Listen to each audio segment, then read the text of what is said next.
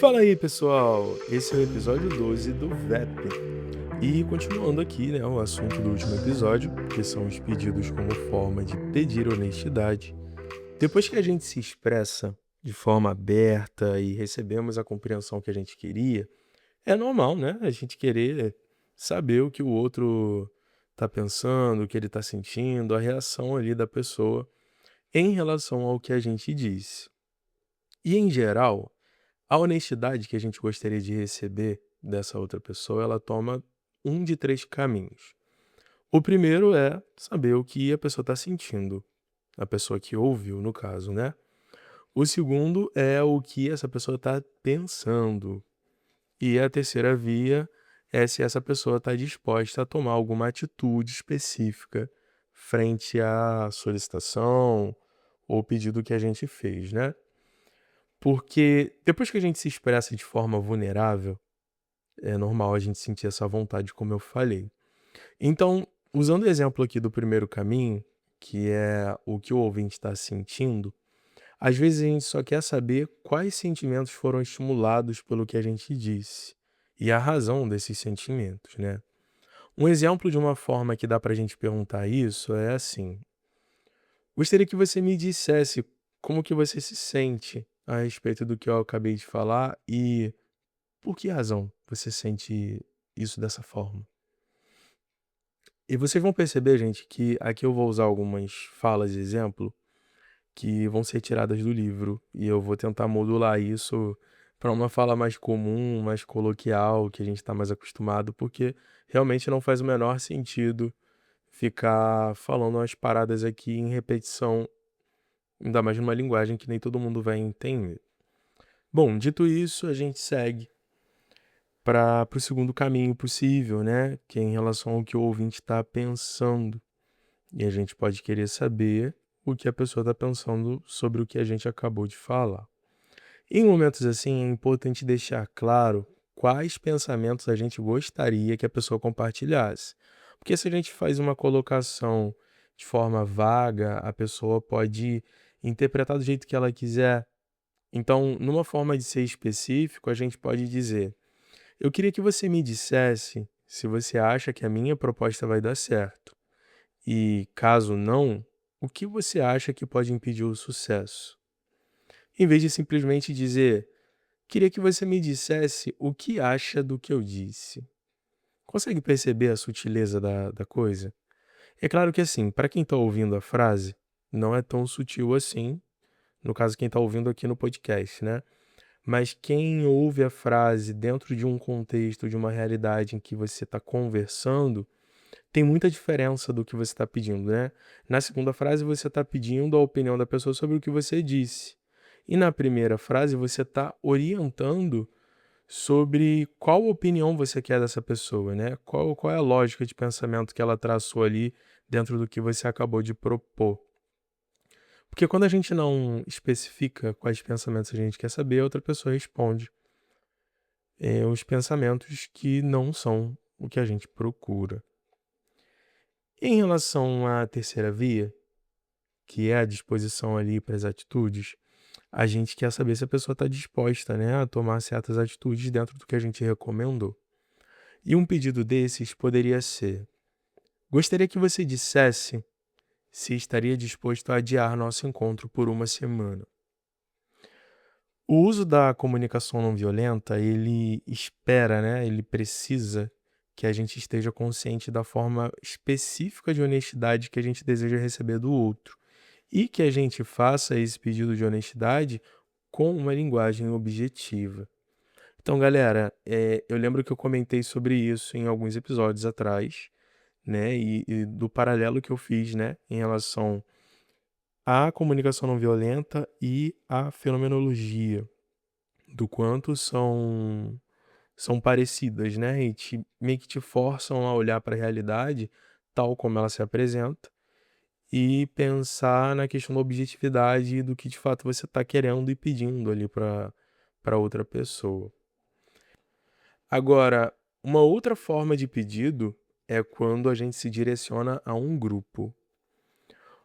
É muito importante que a gente seja claro a respeito do tipo de compreensão ou honestidade que a gente deseja, né, em retorno desse grupo depois que a gente se expressa. Quando a gente não é claro quanto à resposta que a gente deseja, a gente pode acabar começando conversas que não fazem o menor sentido, não tomam rumo nenhum, e elas finalizam ali sem satisfazer a necessidade de ninguém.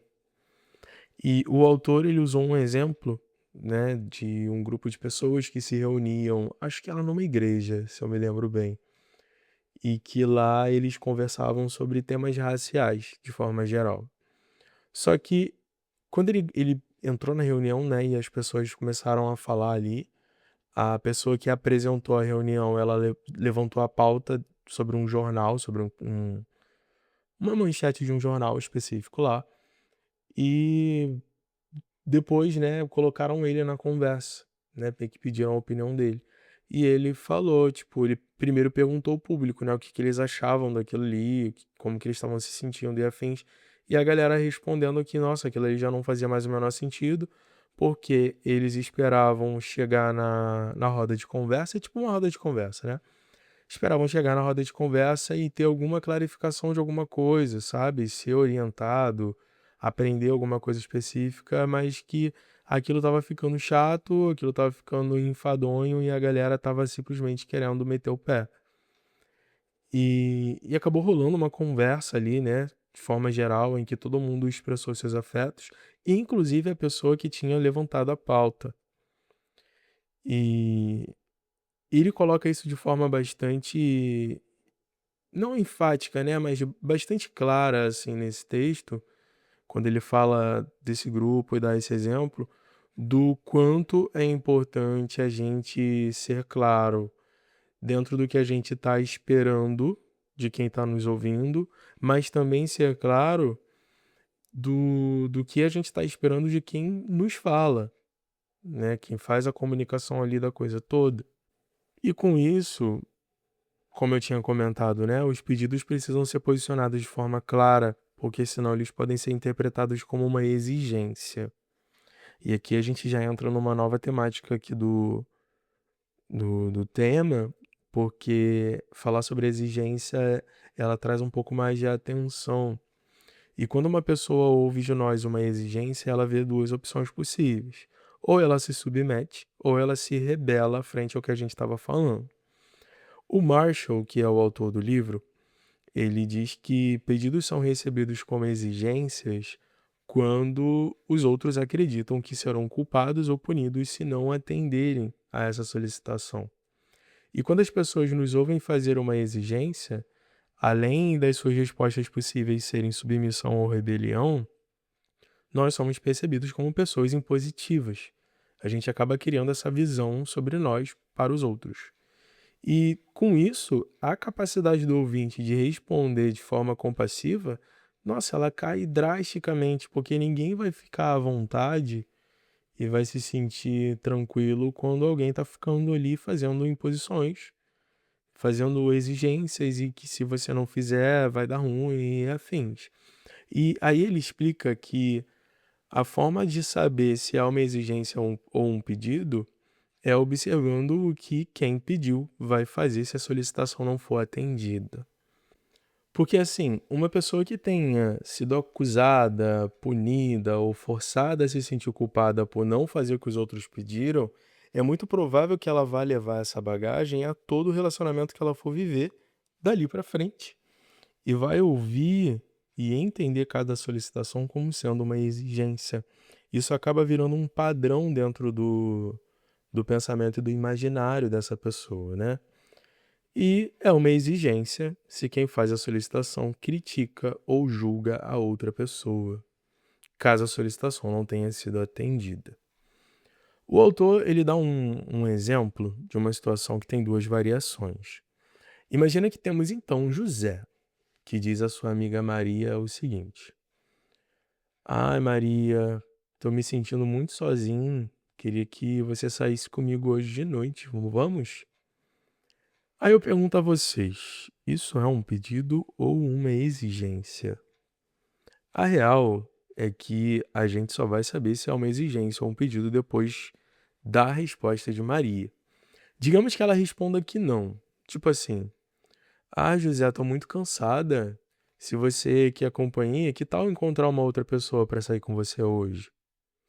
Se José responder algo do tipo: "É tão típico de você ser assim egoísta, né?" Então a solicitação, na verdade, foi uma exigência. Porque em vez de ser empático com a necessidade de Maria sobre ela descansar, ele inferiu culpa a ela. Agora vamos para um segundo cenário. Digamos que o José faça um pedido, chamando Maria para sair por estar se sentindo sozinho. Aí ela responde que não do mesmo jeito. E ele se vira de costas, sem dizer nada. E Maria, percebendo que ele ficou chateado, pergunta: "Amigo, você ficou triste, chateado comigo porque eu não vou?" E ele responde que não. E ela fala de novo: "Ah, cara, qual foi? Dá pra ver que tá acontecendo alguma coisa. Qual o problema?" E então ele devolve pra ela: "Você sabe o quanto eu tô me sentindo sozinho? Se você me amasse de verdade, sairia comigo hoje de noite." E temos aqui mais uma representação de exigência. Gente, percebam que sempre que quem fizer o pedido te fizesse sentir culpado, te julgar, ou caso você dê uma negativa ali como resposta, saiba que não foi um pedido, sim uma exigência. Sempre se atentem a esse padrão. Nesse segundo cenário aqui, José não foi empático com o cansaço da Maria e interpreta a resposta dela como se ela não o amasse e por isso o rejeitou. Vocês percebem ali um pouco da viagem de José, né? Mas vamos deixar isso aí um pouquinho em paralelo, esse descolamento da realidade.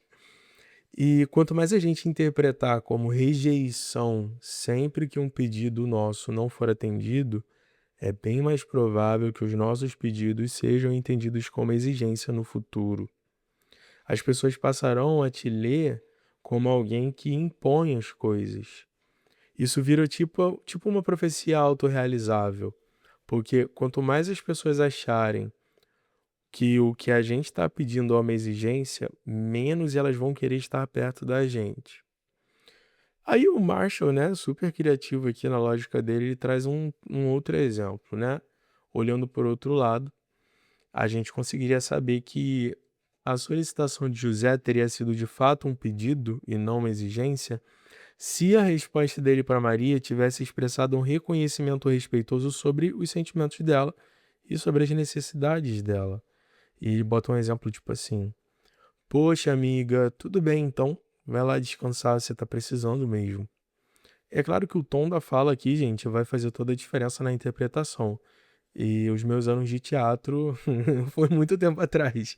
Então a minha interpretação aqui vai tentar puxar um pouquinho ali para o que entra num lugar de compreensão, que é um pouco o que o Marshall está querendo traduzir aqui nessa fala do José. E entendam que é sempre um pedido se a pessoa que pediu oferece empatia em relação às necessidades da outra pessoa. A gente pode ajudar os outros a acreditarem que a gente está fazendo um pedido e não uma exigência, indicando que a gente só queria que a pessoa atendesse o pedido se ela puder fazer por livre e espontânea vontade. E o autor coloca aqui um uso na forma que a gente faz o pedido que é bem sutil. Tipo, em vez de afirmar, você pode pedir em tom de pergunta. Exemplo, em vez de dizer, gostaria que você pusesse a mesa, a gente pode dizer, você pode pôr a mesa? Ou sei lá, me ajuda colocando a mesa? Só que, cara, a forma mais poderosa de comunicar que a gente está pedindo e não exigindo é oferecendo empatia às pessoas quando elas não atendem ao nosso pedido. A nossa reação muda tudo. Por isso a importância de não sermos reativos na nossa resposta. É muito aquela ideia de ouvir para entender e não para responder. Beleza? Bom, galera, então hoje ficamos por aqui e a gente continua essa conversa nessa mesma temática no próximo episódio. Obrigado pelo seu tempo e atenção e até breve.